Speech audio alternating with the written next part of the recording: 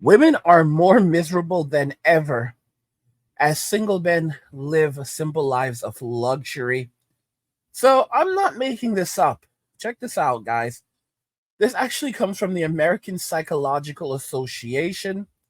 We know that young women, specifically Gen Z women, have the lowest life expectancy today since women born in 1928, and that's the most recent amount of data available. So, in roughly 100 years, young women and young Gen Zers and young millennial women have the lowest lifespans with women born 100 years ago, as well as the lowest sense of well being. Well, the American Psychological Association, so the APA, has found that most women aren't happy with how society treats them. And this is a study that came out over the last 2 years. US women's satisfaction with society's general treatment of women is at the lowest rate since Gallup began polling the question in 2001.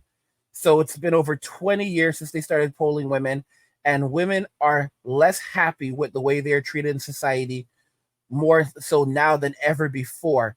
So, despite the fact that women have more rights, more special privileges, more power, their voices ever is stronger than ever before, they are more miserable than they have ever been before, and they are passing away at rates faster than every woman that came before them over the last 100 years, and presumably even longer than that.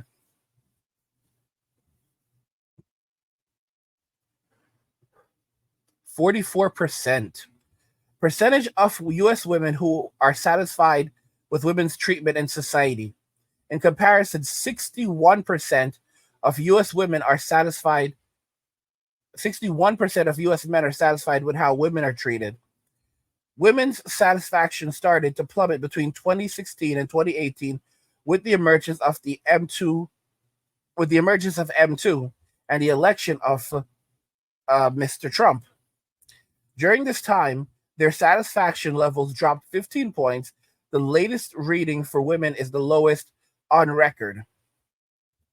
33% of women who think men and women have equal job opportunities compared with 61% of men. So almost 70% of women, almost 3 out of every 4 women, think that they do not have equal job opportunities with men, and they are still not equal to men. So it's actually getting worse. The latest gender gap is the largest since Gallup first asked this question in 1987. The percentage of women who think their gender has job opportunities equal to those of men is the lowest since 2001. So this is pretty interesting. 72 percentage of women who support affirmative action for women compared with 61% of men. So again, almost 3 out of every 4 women support affirmative action. This is both Republican and liberal Democratic women. So it's a very high number. While Americans, both men and women, have favored affirmative action programs for women since 2001, current numbers of women are the highest on record. Current numbers among men match their high in 2018. So women are more unhappy than they've been over the last 20 years. They're more miserable. They feel like they are like they're less equal than ever. Less equal than ever. They feel like their voices are less heard than ever. They feel like they are treated unfairly in the workforce more than ever. I mean, think about this. They feel like they are treated less fairly in society more than ever, guys. So as you can see, as feminism has become more prominent in Western society, the happiness of women continues to decline rapidly, absolutely rapidly. Women are more miserable than they've ever been. And then we have another article, the paradox of progress, why more freedom isn't making women happier. And despite gains in freedom and employment opportunities, research indicates women are experiencing higher levels of anxiety, depression, and sleep issues than before. A survey suggests that dissatisfaction with societal treatment may be a factor. The key, the gender well being gap widened during the events of 2020, but showed that women rebound faster emotionally, possibly due to stronger social connections. While facing societal inequality, women reported higher levels of purpose in life, often driven from altruistic activities. Women across different countries and age groups are experiencing higher levels of anxiety, depression, and sleep disturbances despite societal advances. The gender gap in well-being increased during the events of 2020. Women generally report having more purpose in their lives compared to men, blah, blah, blah. A recent survey conducted by the APA holds some clues to why. Many women are still the main caregivers for children and the elderly and elderly relatives. Most have the double burden of managing the home and family arrangements on top of paid work responsibilities. And within the workforce, 3 in 5 women have experienced unhappy experience, poor experiences. And the gender gap in well-being was notably documented during the events of 2020, as many women took more domestic and caregiver responsibilities on top of work. So let's see here. Although women may not be as happy in the moment as men and face greater societal inequalities, it says that a recent study does say that women have found more purpose in life than men, and having meaning and purpose in life is associated with better health and living longer. But here's the thing: women are experiencing the shortest lifespans.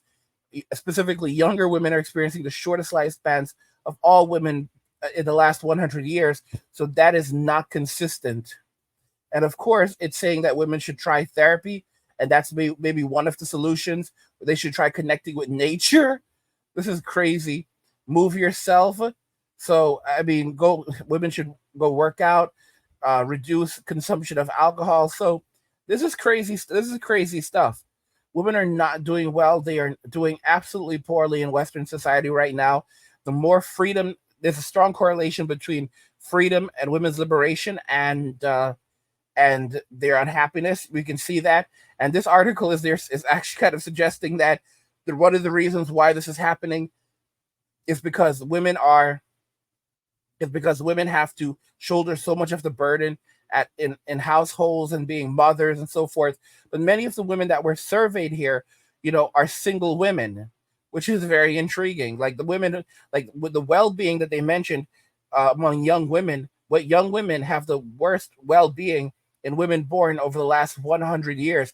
These are predominantly single childless women, but they're blaming being mothers on this. So the solution is that men need to step up more, do more of the labor in the households.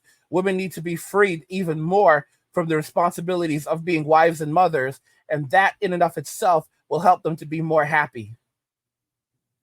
Now, keep in mind, I've said that, women are more miserable than ever, but then men are living simple lives of luxury. I want you guys to check out this video.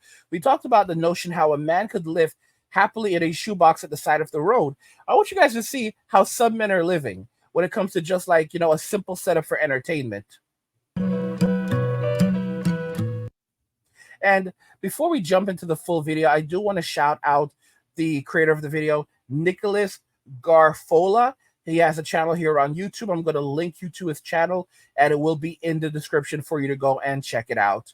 But let's continue. I try to make a desk tour video about once a year to sort of check in and see if there's anything I can do to sort of streamline how I get my work done there, and overall make the time that I spend there more enjoyable. Right here at this seat is where the majority of work is done, and if I need to immerse myself in something fun, well, this is done here as well. So today in this video, I'm going to go over how I have my desk set up and why I have it set up the way that I do. This is my current desk, work, gaming setup tour. But first, if you're new to my channel, thank you for stopping by. Here we talk about minimalism, frugal living, tech, and things of that nature. So if that sounds good to you and you end up liking the video, be sure to like, and please force the subscribe button to sit through a Rob Schneider movie. Let's get started. I'll also have a link to everything I talk about in this video in the description box if you're interested in checking any of that out. The desk. Always starting with what I feel like makes the most sense is, of course, the desk. This is my standing desk from FlexiSpot. I'm coming up on 2 years of having this and using it every single day. I could confidently say I still love it and I'm not looking to change anytime soon. I went with bamboo mostly because it matches pretty well with my lamp and I typically like lighter colors. This desk is a bit on the larger side. I believe it's 55 inches across. And I wanted this size because I did used to have a PC case on the top, which still granted me a lot of space to work with. I would say my time sitting and standing at this desk is divided right down the middle. And while I don't have any drawers or storage space on here, that's fine because it does in fact force me to be more intentional with what I do keep here.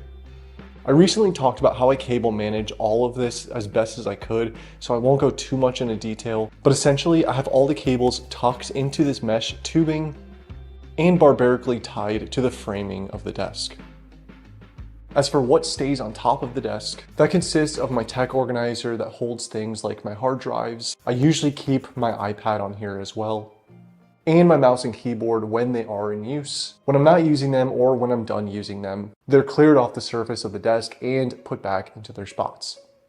I actually forgot to record this part earlier, but basically this is pretty much exactly how the microphone is set up when I'm recording gaming related content. I'm still very much in the early stages of figuring out exactly how I'm going to format that, so this is likely to change. And if I decide I even want to be on camera for those videos, I'll just have the camera set up in the corner of the desk on a tripod. Everything I would theoretically need while I'm at my desk is within arm's reach, either in my backpack that's hooked onto the back of my chair or next to me on my lamp shelf. And speaking of my lamp shelf, this has been a constant since I started making videos. And since it's sort of an extension of my desk working as a shelf, I'm going to include it as well. With a lack of drawers or shelves on my actual desk, these lamp shelves work perfectly to cover that need. The sleek design and the ability to lean back, completely sold. Lamp.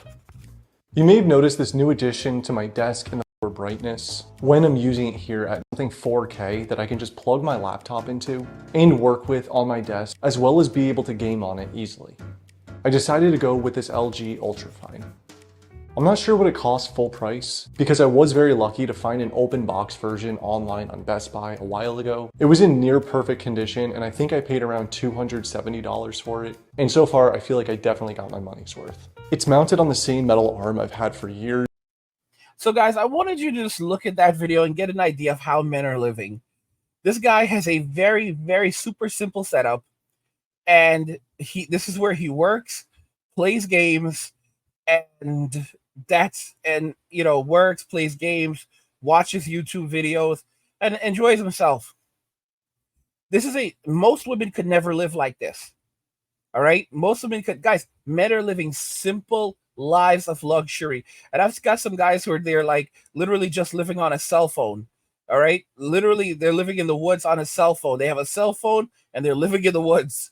All right, I have one guy who's like, he's got his Nintendo Switch and he's happy and that's it. Okay, it's not that he's broke, it's just that he doesn't need any more than that. Men don't need a lot to be happy. Men don't need a lot to survive, right? So single men, an article came out recently that showed single men are living longer lives and they're outliving everyone else. So as women, their lifespan is decreasing. The lifespan of single women is lower than it's been over the last 100 years. The lifespan of single men is higher than it's been versus other men over the last 100 years. More men stay single, the higher their lifespan increases and the higher their well-being increases. And women obviously cannot see this correlation, and they're basically pushing men out of society. They're pushing men away. They're pushing they're further pushing the family unit away. As you can see in the article, they were blaming men, the family unit, having children, having to be mothers, having to take care of children, having to be wives, emotional labor in the household, along with physical domestic labor, just being wives and mothers. This was causing problems for these women, even though most of the women referenced in the study were childless single women. Guys, there's nothing left in Western society, and they're more miserable than ever before. Now, guys, think about this carefully. Come 2030, almost 50% of all women will be childless and single in the United States. What this tells us, guys, with inflation, the floor about to fall out, women are going to be in extremely bad shape. With the simp economy now moving overseas as well, you look at OnlyFools, and you can see that it's been a normalization of degeneracy as more and more of these people are creating channels and trying to legitimize this type of work, calling themselves models. And I'm just saying, thinking to myself, I'm saying it's like, miss, you are not a model, okay? You are a You are a virtual lady of the night.